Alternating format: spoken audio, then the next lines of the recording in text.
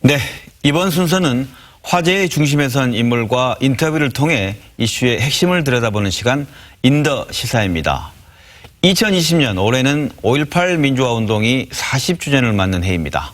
때마침 1년 넘게 끌어온 5.18 진상조사위원회가 해를 넘기기 직전 드디어 출범하게 됐습니다.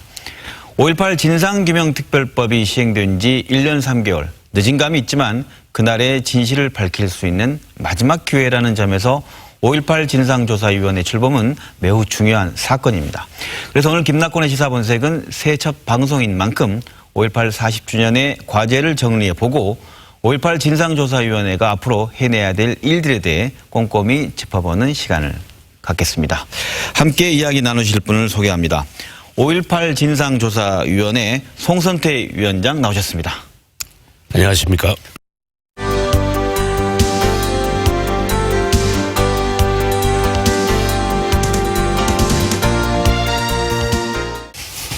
지금 진상조사위가 막 출범해서 가장 바쁜 활동을 하고 계실 텐데 프로그램에 직접 나오셔서 감사드립니다.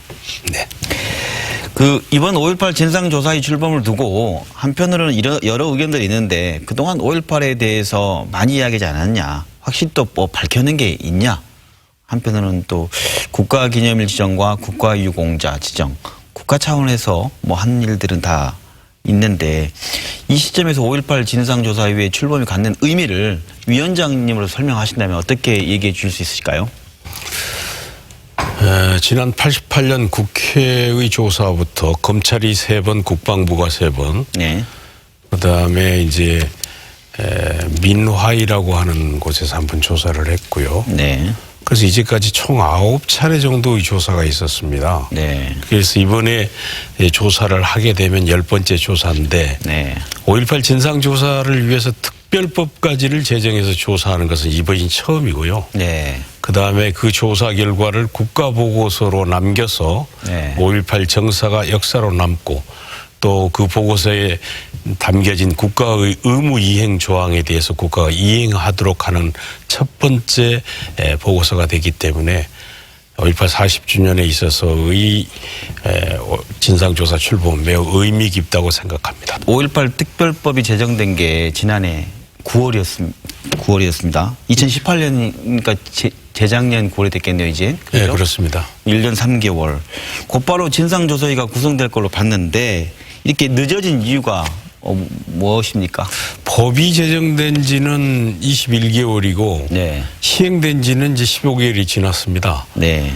그래서 이제 9사람에 대해서 국회의장 및 교섭단체가 추천을 완료한 지가 오래됐죠. 그래서 지난해 네. 2019년 2월에 이제 대통령께 이제 제가 요청을 했는데, 임명 요청을 했는데 자유한국당 추천 일부 의원의 네. 자격이 미흡하다는 이유로 2명을 임명을 거부했죠. 네.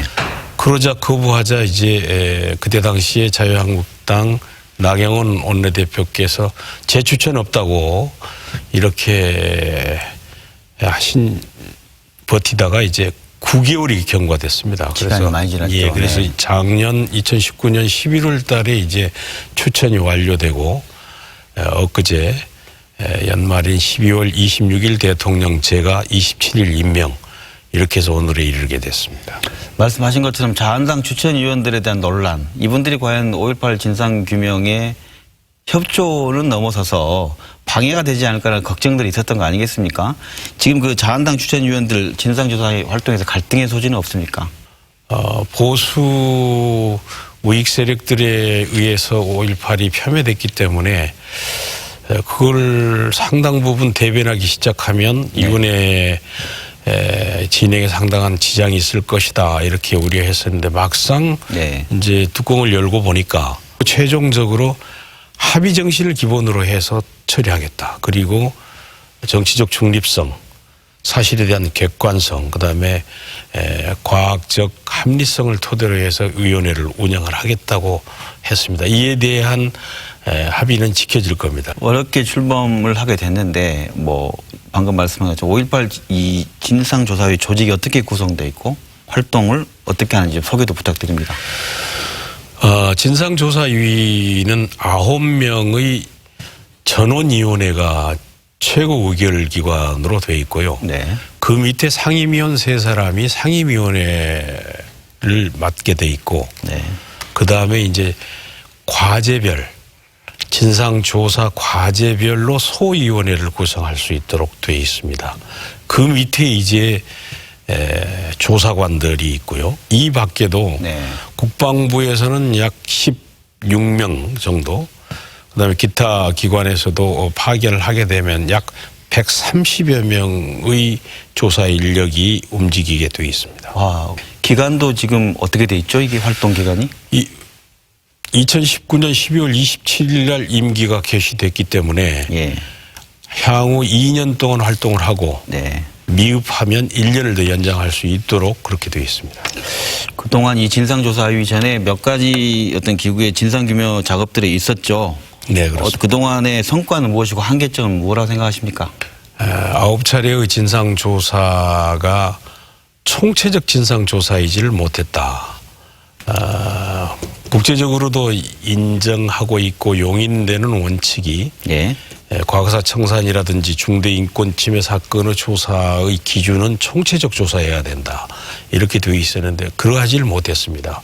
그리고 두 번째로는 진상조사 결과 이 사람들에 대한 처벌이 즉 12.12와 관련해서는 44명, 5.18 관련해서는 47명, 91명이 기소됐다가 16명이 대법원에서 유죄 확정 판결을 받았는데 8개월 정도 살다가 전부 석방되고 사면 복권이 됐습니다. 이것이야말로 엄정한 처벌이 아니라고 보기 때문에 네. 대법원 판결도 부인하고 5.18을 왜곡하기 시작하는 근거가 된 거죠. 이런 것들도 일조를 했다고 보여집니다. 그래도 그 40년이 지나도록 아직까지 규명되지 않은 실체적 진실 규명, 그리고 또 아까 말씀하신 것처럼 국가가 아닌 피해자 국민 입장에서에 대한 제대로 된 진실 규명의 조사라고 본다고 한다면 밝혀내야 할 것들을 무엇으로 지금 규정하고 있습니까? 대전제는 광주를 살인적인 진압을 할 수밖에 없는 대전제의 계획을 우리가 실상을 재구성하고, 그렇게 되면 이제 진상조사의 입구라고 할 수 있는 발포 명령과 지휘 체계에 대한 실상을 다시 복원해야 되고, 네. 그 다음에 그 출구라고 하는 네. 안매장과 행방불명자까지가 어느 정도 규명이 돼야 온전한 총체적 조사라고 할 수 있다, 이렇게 보여집니다. 방금 말씀하신 저희가 말한 그 발포 명령 책임자에 대한 그런 또 헬기 사격, 이런 것들에 대해서 전두환 씨 같은 경우는 자서전을 통해 부인하고 있지 않습니까?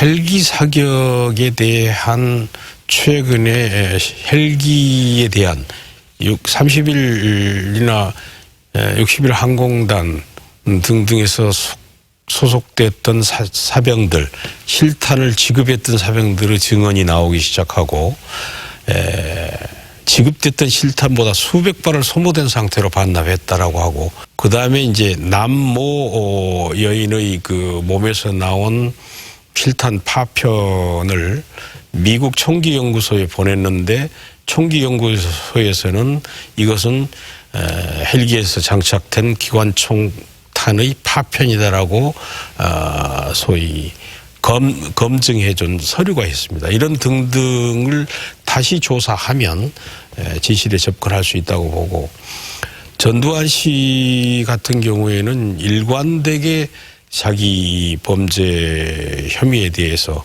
대법원의 판결이 있음에도 불구하고 자기는 그러한 정상적인 군지휘책에 있지도 않았고 광주에 온 적도 없다, 이렇기 때문에 전두환 씨는 자기가 했던 여러 가지 발언과 주장에 대해서 한 가지만 어긋나도 무너지기 시작한다고 보고 있습니다. 네. 따라서 광주에 왔던 육군본부 벙커에 대기 중이던 파란색 헬기를 타고 왔다라고 하는 문제라든지 이런 여러 가지 문제들 중에서 저희들이 진실을 찾아내면 접근이 가능하다, 이렇게 보여집니다. 그 최근 광주교도소에서 무연고 40기, 6월 49가 발굴되면서 아직은 이 문제는 정확하게 이게 5.18과 관련된 건지 아닌지 명확하지는 않습니다. 진상조사위원회에서는 이 관련 분야도 조사를 지금 하시고 있는 거죠. 어떻습니까? 교도소 안에 지금 안매장이 됐다라고 하는 군 문서는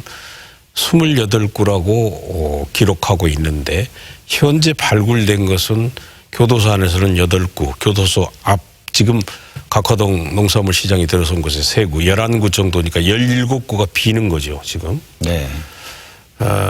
그렇다면 그 시신은 어디로 갔는지 그것부터가 핵심 과제인데 이번에 발굴된 유골은 제가 보니까 2가지 측면에서는 상당히 의문점이 있다고 봐야집니다. 당시 5.18 당시 안매장 시신은 옷을 입은 채로 그다음에 자기 몸에 부착되어 있는 신발이라든지 아니면 시계라든지 목걸이가 그대로 들어있는 상태로 매장이 됐었습니다. 그러나 그분들은 유골 상태로 발견이 됐고요. 그래서 다른 곳에서 옮겨왔을 가능성이 있다. 즉 제2장이 된 가능성이 있는 거고요. 그렇지만 이 부분에 대해서는 성급한 예단은 금물이다. 네. 그래서 DNA 검사를 완료한 이후에 그 결과가 아마 조사위원회로 좀 더 이첩이 될 겁니다. 그러면 그걸 참고로 해서 저희들이 정밀 조사를 다시 실시할 계획입니다.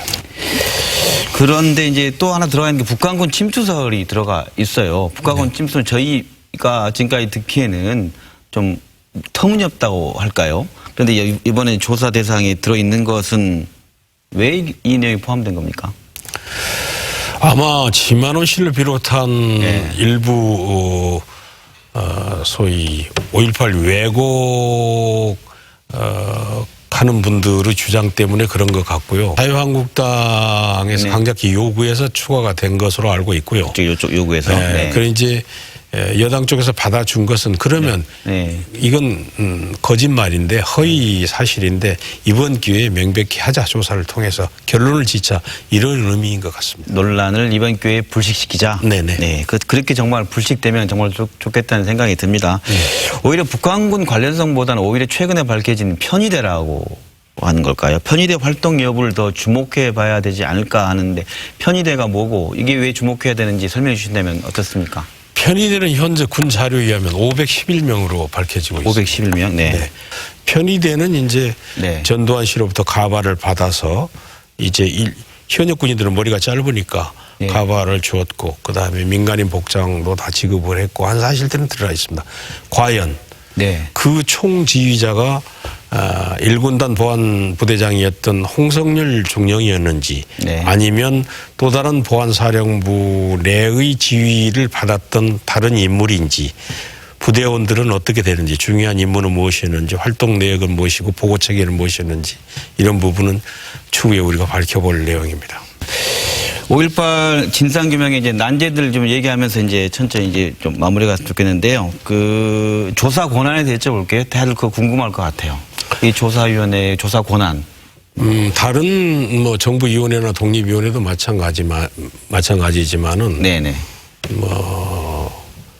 강제 수사권은 없습니다. 강제 수사권 없다. 없습니다. 강제 구인권도 없습니다. 구인권도 없다. 그렇죠. 일반적으로 증인에 대한 출석 요구를 하고 증인 신문을 할 수 있고 그다음에 문서 검증을 하고 현장 조사할 수 있는 건 일반적인 거고요. 조금 더 강화됐다고 볼 수 있는 것이 동행명령장을 발부할 수 있도록 되어 있습니다. 2회 이상 불출석하면. 그다음에 두 번째로는 해당 물건이나 자료를 중요하게 가지고 있고 증언할 수 있다고 보는데 이 사람들이 거부를 하면 해당 지방검찰청장에게 압수수색을 요청할 수 있게 돼 있고요.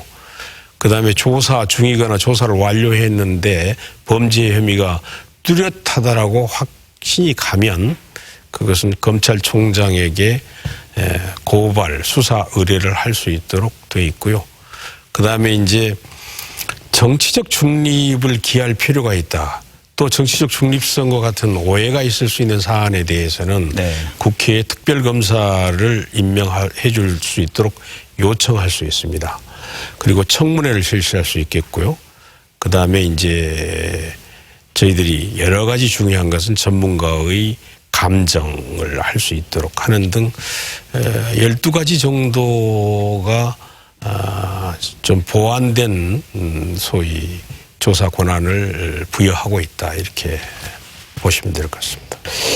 5.18에 대한 자료와 기록을 보유하고 있는 이런 그 국가기관의 협조가 참 중요하다는 생각이 드는데 국방부와 국정원 등의 정부기관의 협조, 군 기록의 경우 그동안 조작이나 은폐 얘기도 나오고 있고 하는데 이번에 제대로 조사 가능할까 싶은데 어떻습니까? 정보부대의 특성상 보안사는 자료가 있을 것이다라고 하는 추정이 가능하고 네. 그다음에 두 번째로는 뭐냐면 정도영이라고 하는 보안사 보안처장을 했던 분이 네. 80년 5.18 관련 자료를 8박스로 210 보안부대에 보관하고 있다. 결국에는 96년도에 전두환 노태우가 중형이 내려질 것이 예상되니까 네. 파기했다라고 네. 하고 있는데 과연 파기를 했는지 네. 파기 실상이 뭔지 그건 좀 확인이 좀 필요할 것 같고요.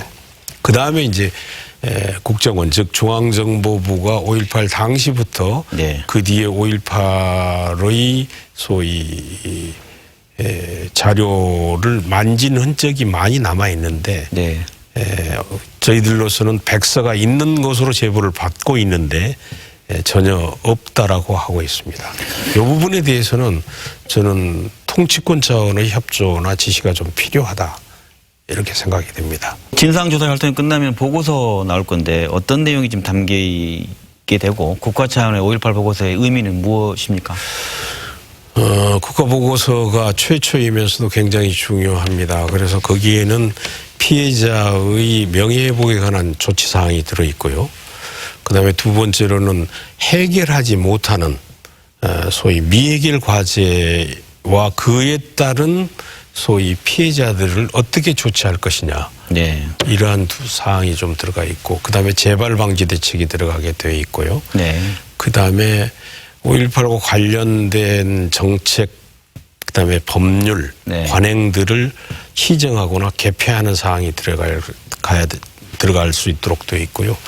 그다음에 국민에 대한 홍보 교육을 어떻게 할 것이냐 등등 7가지의 중요한 국가의 이행 의무를 적시하고 있습니다. 국가는 국가보고서에 권고한 안에 대해서 특별한 사유가 없는 한 이행하도록 네. 강제하고 있기 때문에 5.18 정사로서의 의미도 있고 네. 앞으로 정부가 어떠한 정부가 오더라도 이걸 이행해야 될 의무로 규정한다라고 하는 중요한 의무가 있다고 봅니다.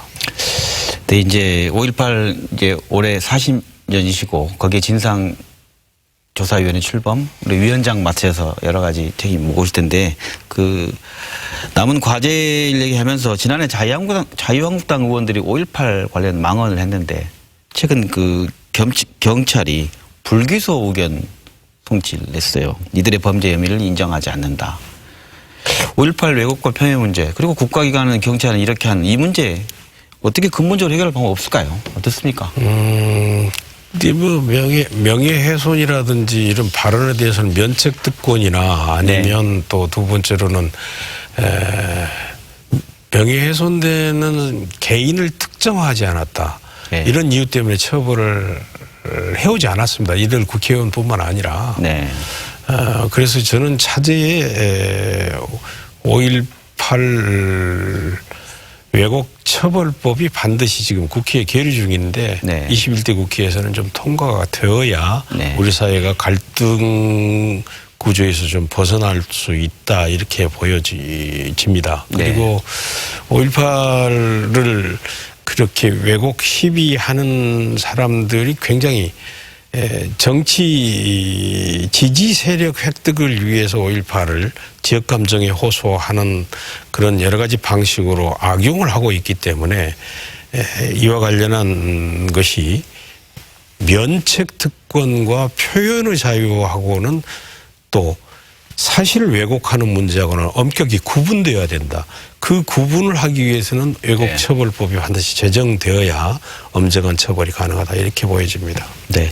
뭐 아시다시피 최근 전두환의 골프 그리고 호화 식사 논란 국민들을 굉장히 분노하게 했는데 얼마 전 저희 프로그램 출연한 뉴스타파 팀 전두환의 재산을 추적한 그 팀들은 지금까지 우리가 너무 그 형사적 문제에 집중하다 보니 민사적인 문제, 피해자들이 있는 어떤 재산상의 손실의 문제에 대한 접근, 그러니까 부정 축제한 재산을 그들의 그 물적 토대를 환수해 버려야 되지 않겠냐라는 얘기들을 했거든요. 이건 재산 몰수 환수 그런 방법 없을까요? 최근에 이제 그 여야 국회의원 11분이 네. 소위 이들 5.60 특히 5.18 민주화운동을 유공으로 해서 네. 그 권력을 이용해서 부정 축제한 재산은 국가가 몰수해야 된다라고 하는 법률안을 지금 발의를 해놓고 있습니다. 네. 발의를 해놓고 있는데 아마 이 부분 법률 제정 문제에 대해서는 뭐 크게 국민들의 저항이 없으리라고 보고요. 무난하게 21대 국회에서는 제정이 돼야 우리 저희들도 입법 선진국이라는 수준에 다다르지 않겠습니까? 5.18 진상조사위원회 활동이 중간중간 보고할 때마다 그 성과가 드러나고 국민들의 또 어떤 의견들이 모아진다면 그런 부정한 재산의 환수 문제도 법적으로 더더욱 힘을 받지 않을까 생각됩니다. 그 마지막으로 이번이 5.18에 대한 진상 실효성 있는 조사와 확실한 규명의 마지막 시간이라고 본다고 한다면 우리 모두가 끝까지 관심 갖고 협력해야 될 텐데 정치권, 언론, 시민들에게 우리 위원장님으로서 당부하고 싶은 말씀 있으시면 한 말씀 해주시죠. 12월 27일부터 5.18 관련한 제보나 조사할 사항이 있으면 우리 조사위원회나 광주시나 5.18 단체에게 신고할 수 있도록 되어 있습니다. 그 부분에 대해서 양식이 아마 오늘쯤으로 다 온오프라인 상으로 이제 배포가 될 건데요. 그것을 충분히 활용을 해서 이번에는 가해자, 피해자뿐만 아니고 온 국민이 참여하는 소위 국민과 함께하는 5.18 조사, 또 국제적인 진상규명 기준에 부합되는 조사, 그리고 세계적인 어떤 민주화운동으로 자리 잡은 만큼 그 처리, 진상조사도 국제적 기준에 부합되도록 했으면 좋겠다. 이렇게 생각이 되고요. 무엇보다도 국민과 언론들의 끊임없는 관심이 40년 지난 이 진실을 다시 밝히는데 원동력이 될 것이라고 봅니다. 네. 지금까지 5.18 진상조사위원회 송선태 위원장과 함께 마지막이 될 이번 진상규명 활동에 대해 이야기 나눠봤습니다. 그 작고하신 사상의 은사 리영희 선생은 목숨을 걸고서라도 지킬 것은 국가도 아니고 소위 애국도 아니며 진실이라고 말해오셨습니다.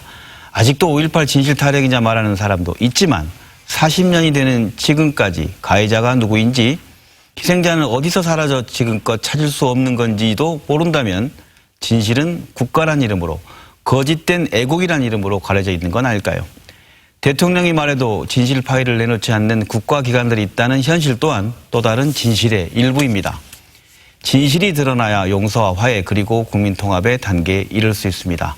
자라나는 아이들이 배울 교과서에 공식 자료로 수록될 이번 5.18 진상조사위원회의 진실규명 활동이 이번만큼은 제대로 진행돼야 합니다.